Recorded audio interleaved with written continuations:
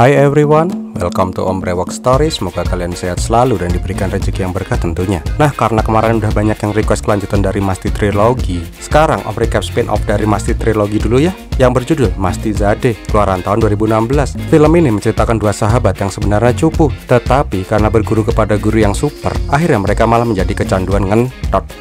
Sampai suatu hari mereka ketemu sama dua orang saudara kembar montok yang membuat mereka langsung jatuh cinta. Nah, mau tau gimana kemesuman film ini? Sebentar, Om kembali ingetin, ini bukan film untuk bocil. Karena banyak banget adegan yang kalau di TV pasti udah di blur. Orang SpongeBob pakai kancut aja di blur kok. Dan juga, kalau kalian belum nonton film Masti Trilogy, Om saranin sih nonton dulu, biar kalian lebih paham ceritanya. Linknya Om taruh di deskripsi ya. Siapin pelumas, hangatkan kopimu di sana. Bemper Om Brewok Story.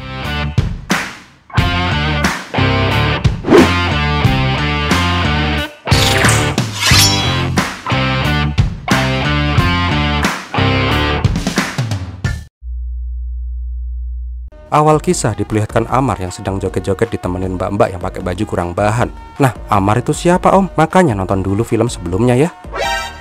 Di sini Amar ditemenin joget oleh dua orang cowok, Sani dan Aditya. Nah, ternyata Sani dan Adit lagi konsultasi sama seniornya, si Amar. Nah, diceritakan di sini kalau Amar itu adalah orang yang expert banget di bidang percewean karena pengalamannya selingkuh di film-film sebelumnya. Amar bilang, dulu tuh dia cupu, setiap selingkuh pasti ketahuan. Tetapi setelah ketemu sama Mary, dia menjadi pendekar di dunia percewean. Om, siapa sih Mary itu Om? Makanya nonton dulu film Grand Masti, linknya ada di deskripsi. Nah, di sini akhirnya Amar memberikan ilmunya kepada murid-muridnya agar bisa menikmati masa-masa muda yang menyenangkan. 2 tahun kemudian, diperlihatkan sebuah perkumpulan rehabilitasi kecanduan ngentot. Diperlihatkan juga Sani dan Adit mengikuti seminar itu. Nggak lama, MC mempersilahkan Sani dan Adit untuk memberikan pengalamannya sebagai pencandu ngenjot. Bukan yang ngasih motivasi, dua sahabat koplak ini malah mancing-mancing. Jelas aja, cewek bohe di sana langsung kepancing dong. Ibarat kata kucing dikasih ikan asin. Di sini mereka mempraktekkan ilmu dari Amer. Bila pengen cari ikan, ya cari di pasar ikan. Kalau mau cari buah, ya cari di pasar buah. Nah, kalau pengen cari cewek yang nepsongan, ya cari di seminar kecanduan ngenjot. Bener juga ya. Singkat cerita, malam itu pun mereka enak-enak. Nah, paginya pas bangun, Sani melihat sebuah foto cowok di samping kasur. Dia bertanya kepada mbak-mbak semok yang semalam pacuan kuda bersamanya. Ini foto ayahmu ya? Si cewek menjawab, bukan. Oh, suamimu? Bukan. Kakakmu? Boten. Pacarmu? Salah. Tetanggamu ya? No. Lah terus siapa? Masa nggak tahu sih? Itu kan foto aku sebelum operasi. Bangke, ternyata mbak itu dulu punya batang coy. Di lain tempat, Adit juga lagi sunmori. Tetapi pas lagi asik-asiknya, suami dari ceweknya itu datang. Jelas aja, Adit langsung kabur dengan toples. Keesokan harinya, Adit dan Sani ditanyain sama temennya, gimana sih kalian bisa gampang banget dapet cewek semok? Bagi-bagi dong tipsnya. Mereka mengatakan, ini ilmu yang gak sembarangan bisa jadi warisan bro. Kami harus bertapa dulu dan berguru sama guru Amar biar bisa menguasai ajian biji peler terbang melintang. Dua sekawan juga mengatakan, kalau ilmu kamu sudah tinggi, nanti kamu bisa punya penglihatan super. Nama ajian itu adalah Cawat Kutang Nerawang. Gak lama ada 3 cewek semok yang lewat di sana. Dua sahabat koplak ini langsung mempraktekkan ajian kutang cawat nerawang milik mereka. Yang mana dua sahabat ini bisa langsung tahu isi jeroan tuh cewek-cewek. Di sini mereka bacot. Kalau di dunia ini nggak akan dia bisa lepas dari ajian mereka. Di tempat lain terlihat cewek demplon semok bintoge yang jalan aja bisa jatuhin semua barang. Nggak cuman barang-barang, vacuum cleaner juga sampai nepsong lihat tuh mbak-mbak. Nggak lama Mbak Laila kedatangan tamu. Ternyata tamunya adalah tetangganya yang meminta buah-buahan maksudnya kepada Laila. Melihat Laila, mas-mas itu langsung panas dingin. Pas Laila bilang, maaf ya bukanya lama, tadi lagi asik mainin pusi. Empus ternyata. Dewas pikiran Om kemana-mana. Tak lama setelah ngasih buahnya ke mas itu, Laila terlihat menelpon saudara kembarnya yang bernama Lili, yang sekarang lagi gawe. Di tempat lain terlihat Mbak Lili lagi mempromosikan cairan pembersih bola. Nah, di sini diketahui juga kalau Mbak Lili suka gagap kalau ngomong. Gak lama Adit sampai di studio iklan itu. Ketika melihat Lili, ajian cawat kutang rawangnya gak bekerja. Malah Mbak Lili kelihatan makin ketutup pakaiannya. Di sini Adit bingung dan terkesima karena ajiannya nggak bekerja. Nah, pas mau usaha PDKT sama Mbak Lili, dia langsung dicegat sama bosnya, Dil. Bosnya meminta Adit segera menemui kliennya yang baru aja dari Nepal. Sedangkan di luar terlihat Sani yang lagi PDKT sama emak-emak yang lagi bawa bocil. Tetapi nggak lama datang cewek semok semelohai bintoge yang pakai baju kurang bahan. Melihat pemandangan yang sangat amazing, Sani nggak sadar ngelempar tuh bocil sampai nyangsang. Pemandangan Mbak Laila itu bahkan sampai membuat film ini menjadi sinetron azab. Jenazah bangkit dari kubur karena keselak Mbak Toge. Untung aja tuh jenazah nggak masuk ke adukan semen. Nah sama dengan Adit, Sani juga nggak bisa menggunakan ajian cawat kutang nerawangnya. Pas lagi nolongin tuh bocil nyangsang, Mbak Lela sama Mbak Lili langsung cabut. Gagal deh kenalannya. Di luar, Adit juga langsung bilang kalau dia tuh jatuh cinta pada pandangan pertama sama tuh cewek. Begitu juga dengan Sani. Nggak lama karena Kentang tadi nggak bisa kenalan sama Laila Lili, dua sekawan datang ke seminar rehabilitasi ketergantungan alkohol. Tapi kalian udah pada tahu kan maksud mereka di sini? Melihat mbak-mbak yang lagi ngemucup-pacup, dua serangkai langsung ngebual. Nggak cuman itu, mereka malah bawa masuk bir dan membagikannya kepada teman-temannya. Dari pusat rehabilitasi alkohol, sekarang mereka malah menjadi tepar bareng. Karena nggak puas, mereka lanjut ke bar. Di sini mereka malah ketiban toge. Ketika mereka malah bertemu dengan Mbak Lili Laila. Joget sih.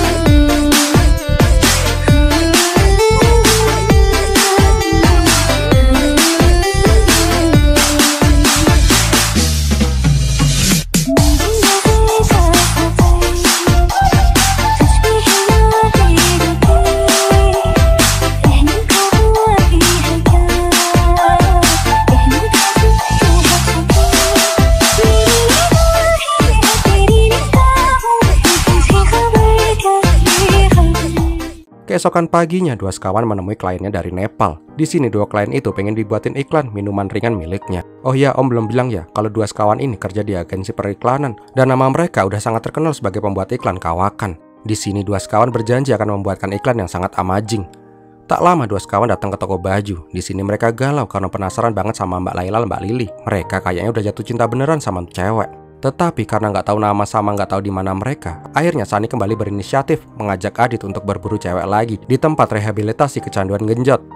Tak lama mereka sampai di tempat rehabilitasi Sema Lele. Pas sampai di sana, dua sekawan langsung males karena di sana kebanyakan cuman mas-mas aja, nggak ada cewek seksinya. Nah pas mau cabut muncullah Laila Lili. Jelas saja mereka langsung jackpot. Ternyata pusat rehabilitasi itu adalah milik mereka. Di sini mereka menjelaskan bahwa pusat rehab itu didirikan oleh ibu mereka, Sema Lele, yang ternyata dulunya juga pencandu genjot. Tetapi sekarang mamanya entah hilang kemana, sehingga dua saudara kembar ini yang melanjutkan pusat rehabilitasi milik ibunya. Di sini Lili juga mengatakan bahwa ayah mereka adalah seorang aktor India yang perannya selalu menjadi tentara, sehingga pas masih kecil sampai gede, emang sih gede kelihatannya, mereka tidak boleh pacaran dan dididik secara ketat layaknya tentara. Di sini Laila juga memberikan sebuah percobaan untuk mengetahui bila mereka itu pecandungan atau enggak, dengan menaruh sebuah koin di batang pukon masing-masing peserta. Bila koin itu jatuh, maka kecanduan mereka memang udah parah. Setelah itu, Mbak Laila langsung joget-joget India. Jelas saja semua koin pada berterbangan dong. Lah, kalau disuguhin kayak gitu di depan mata sih, cowok normal mana aja pasti bakalan berontak-berontak otaknya. Hedeh. Tetapi hanya ada satu yang gak terpengaruh. Aditya berhasil menguasai hasratnya. Dia malah terlihat tenang-tenang aja. Melihat itu, Lili langsung memberikan selamat kepada Adit. Tetapi karena gagap, Lili berkata, kontrol yang sangat bagus, selamat. Nah pas tadi Laila joget, Adit gak beraksi. Tetapi pas dengar kata-kata kon dari Mbak Lili, tuh koin langsung cepat ke angkasa layaknya bintang jatuh. Gak lama itu malah menjadi inspirasi iklan minuman ringan klien dari Nepal. Iklan itu menunjukkan sebuah permintaan kepada bintang jatuh. Si cowok meminta toket si cewek jadi lebih gede. Melihat itu bukannya senang, klien Nepal malah kesel karena iklannya terlihat mesum. Nah Adi dan Sani yang merasa iklannya itu bagus malah ngamuk. Alhasil mereka berdua malah dipecat dari agensi iklan itu. Keesokan harinya dua sekawan ini datang ke sebuah bank untuk mengajukan pinjaman kredit usaha. Tak sengaja di dalam lift mereka bertemu dengan Mbak Semok yang itunya kepentok lift terus karena kegedean. Wow mantap. Ternyata Mbak itu adalah manajer kredit bank itu yang bernama Titis Babsna. Melihat susu tumpeh-tumpeh, dua serangkai malah nggak fokus dong. Nah pas mau menjelaskan maksud kedatangan mereka, Mbak Tits langsung setuju dengan pengajuan kredit mereka. Nggak lama dua sekawan langsung membuat agensi sendiri yang diberi nama Triple X. Nah dari namanya aja udah ketahuan kan iklan apa yang mereka akan buat. Tetapi karena kemesuman mereka, agensi mereka malah menjadi sukses besar. Beberapa hari kemudian, dua sekawan kembali datang ke Sema Lele Rehabilitasi. Nah di sini Laila Lili memberikan pengumuman bila mereka akan melakukan seminar di luar kota dan akan memilih dua orang beruntung yang akan menemani mereka di seminar itu. Dan pas dikocok-kocok, Ternyata yang terpilih adalah Aditya Chotia dan Sunny Kale. Jelas aja dua sekawan itu langsung girang banget dong, karena mereka bisa dapat jackpot kayak gitu. Pas Sunny mengecek, ternyata nama yang ditulis di undian itu hanya ada nama mereka berdua. Sesampainya di luar kota, mereka langsung joget-joget lagi. Asik nih, banyak yang melenuk.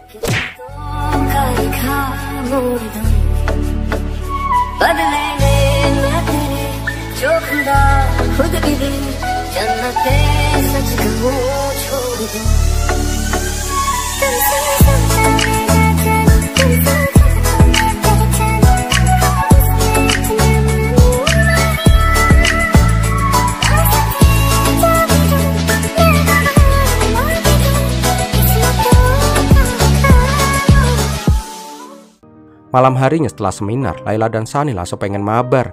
Di sini Layla meminta Sunny mengatakan 3 kata ajaib sebelum tempur. Sunny kemudian berkata, "Aku cinta padamu."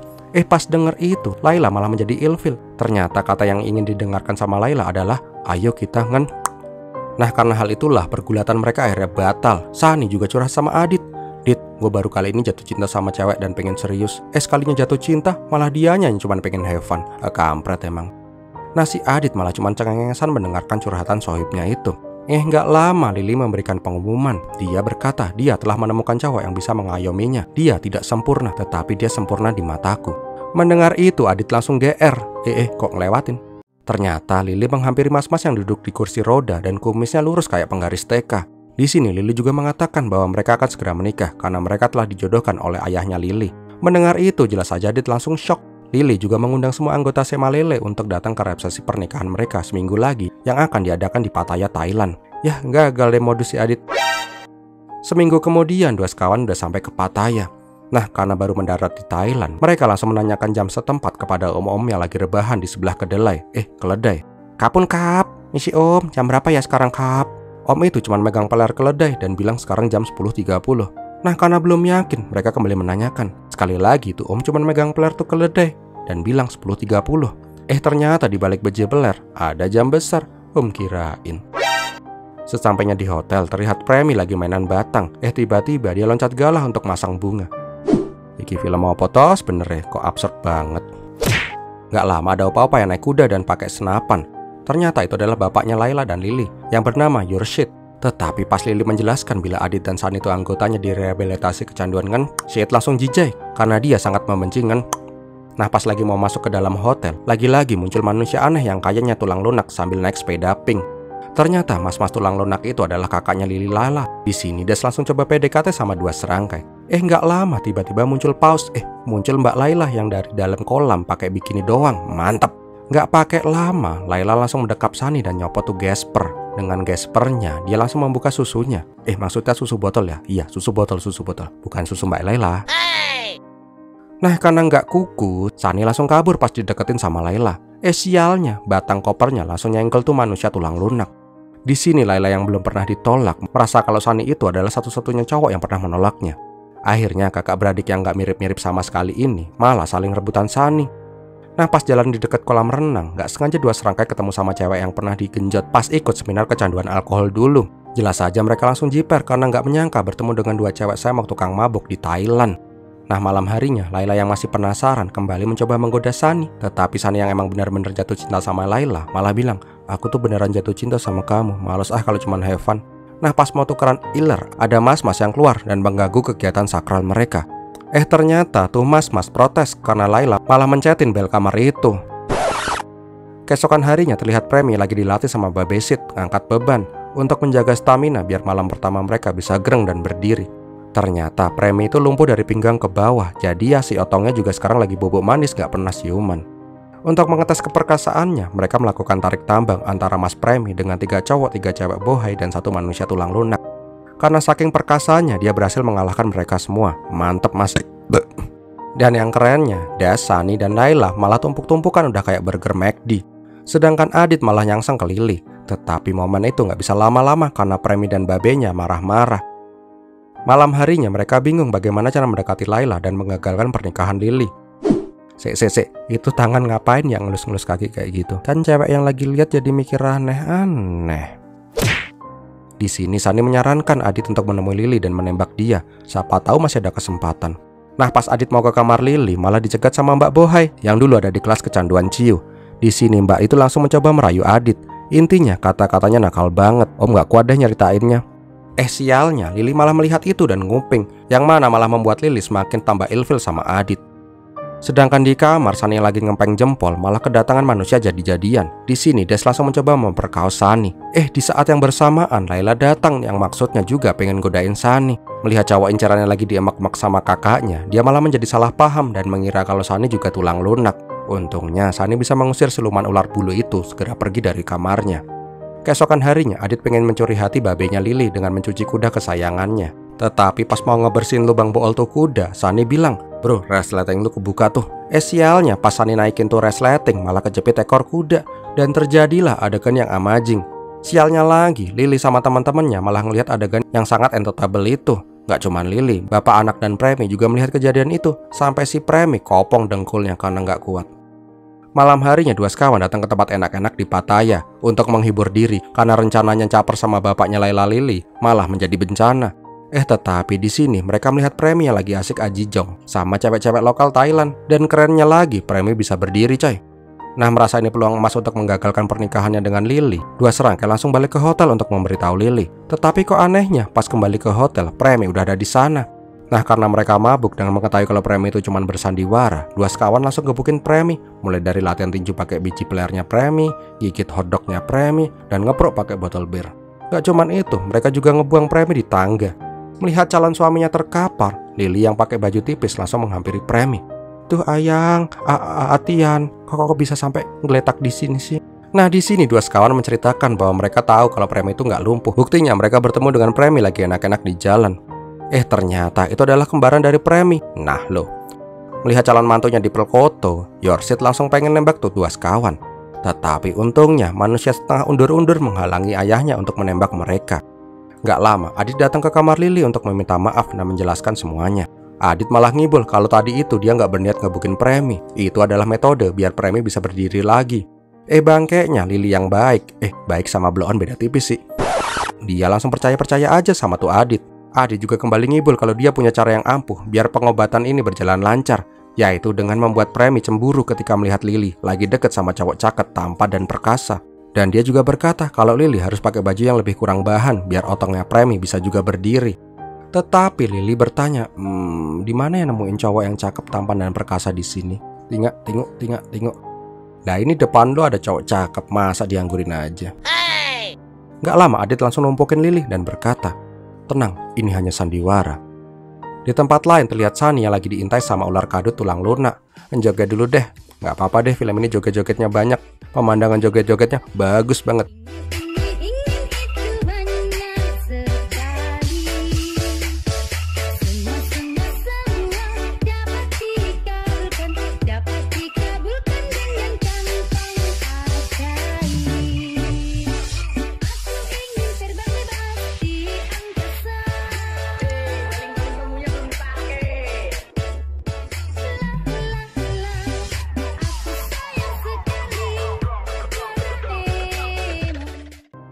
Keesokan paginya, dua serangkai jogging sambil girang karena rencana mereka sukses untuk PDKT ke Mbak Lili Lala.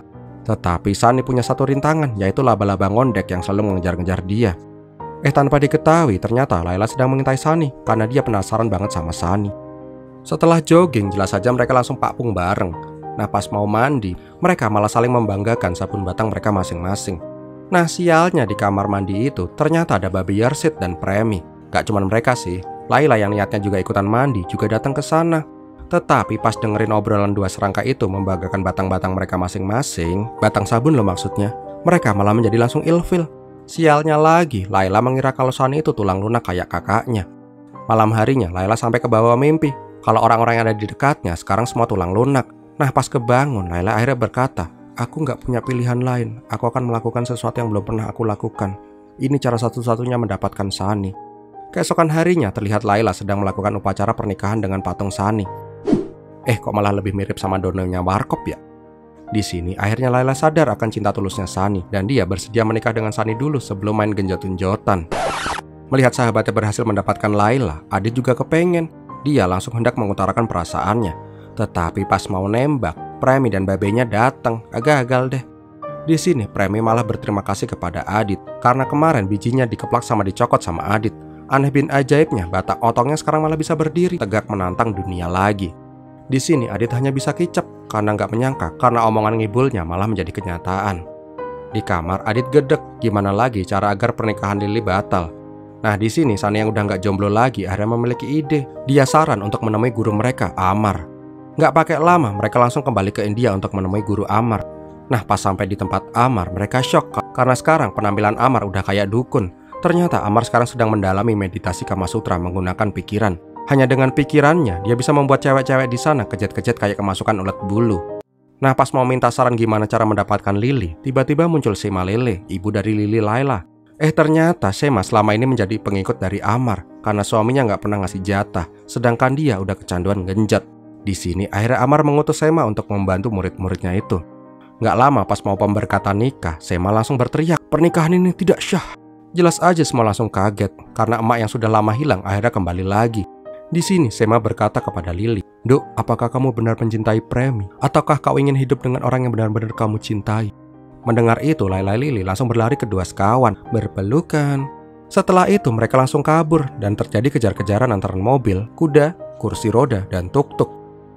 Pas lagi asik-asiknya kejar-kejaran, mereka harus terhenti karena ada oma opa yang lagi nyebrang jalan. Lambat bet.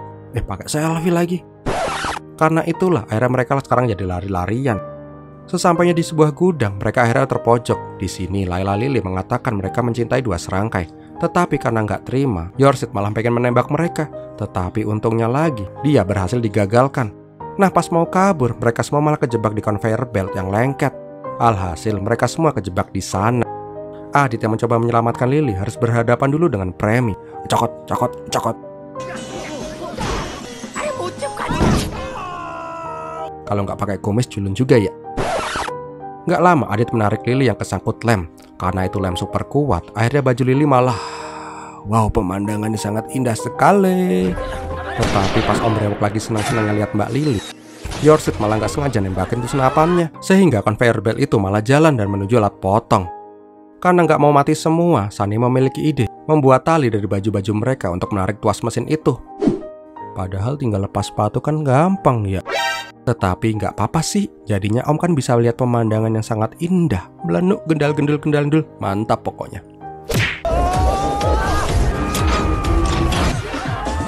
Singkat cerita mereka berhasil selamat semua. Di sini dua serangkai berkata, "Pak, kami sangat mencintai Laila Lily. Terserah deh kalau mau Bapak membunuh kita, tapi kita tulus suka sama mereka." Awalnya Yorsit masih nggak rela, tetapi Premi yang melihat itu akhirnya sadar dan merelakan Lily. Nggak cuman Premi sih, Das akhirnya juga ikhlas cem-cemannya diembat sama adeknya. Dan akhirnya happy ending seperti di film sebelumnya. Di akhir film mereka semuanya kelon. Tetapi ini spesial, sebelum Om bilang filmnya berakhir, Om kasih bonus yang gede-gede dulu nih. Mantap kan? Dan filmnya pun berakhir. Wow, gimana film ini sob? Banyak banget fan service-nya ya. Gak heran sih, karena bintang film ini adalah Sonny Leon. Dia tuh bintang film VPN. Ingat, jangan pada nyari filmnya pakai VPN lo ya. Untuk series Masti, masih ada Great Grand Masti. Rekap gak nih? Kalau rame, gas lah. So, bagi kalian suka dengan video ini, silahkan untuk like, comment, dan share. Jangan lupa yang belum subscribe untuk subscribe dan klik lonceng notifikasi agar kalian gak ketinggalan video-video terbaru dari channel Om Brewok Story. Terima kasih sudah menonton. Om Brewok pamit. Biar milatihin.